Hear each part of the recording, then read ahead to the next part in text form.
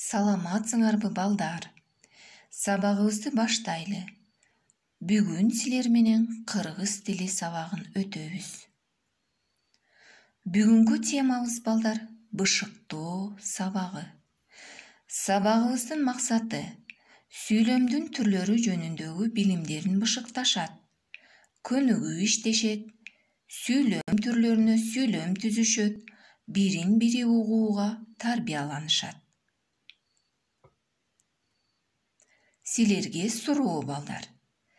Бир жумуртка 10 минутада бышса, анда 5 жумуртка канча убакытта бышат? Азаматсыңар. Маанайыңар кандай балдар? Сабакты жылмайып жагымдуу маанай менен баштап алалы. Колду жууганды унутпагыла. Колду дайыма самын менен жууп турууну унутпагыла.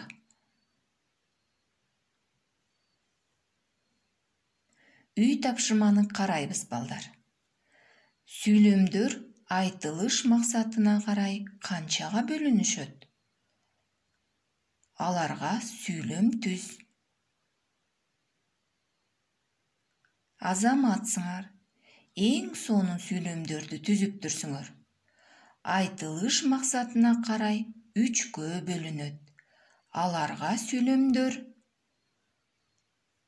Анара үй жыйнады. Анара үй жыйнадыбы? Анара үй жыйна.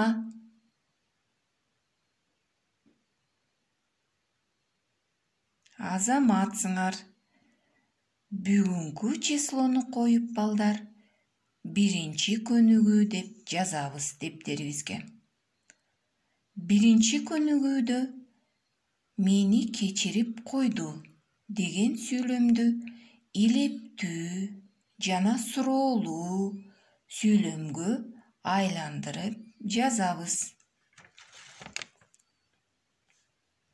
Жазып бүттүңөрбү? Эми экинчи көнүгүүнү карайбыз. Экинчи көнүгүүдө тексттен силер кандай таасир алдыңар? Кандай тарбия алдыңар? Ошол тууралуу сүйлөмдөрдү жазабыз. Текстте достукту кантип кармоо экендигин үйрөндүңөрбү? Азаматсыңар. 4-чү көнүгүүнү биз оозеки гана иштейбиз. Тамгаларды кемитип, жаңы сөздөрдү пайда кылабыз. Мисалы: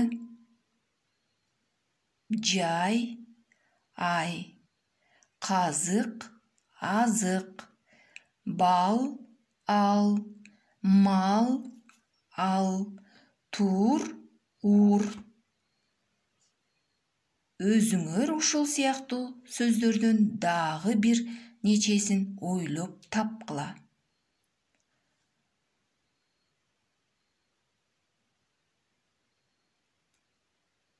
Үй тапшырмасы балдар 5-чи көнүгүү. 115-чи бет.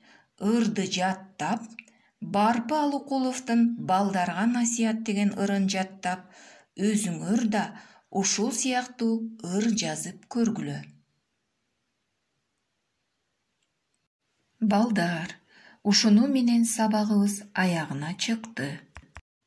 Силер жайкы эс алуу каникулуна чыгасыңар балдар. Каникул учурунда кыргыз тил китебиңердеги өтүлгөн темалар боюнча эрежелерди дептерлериңерге көчүрүп жазып алып, жаттагыла. Саламатта калгыла балдар.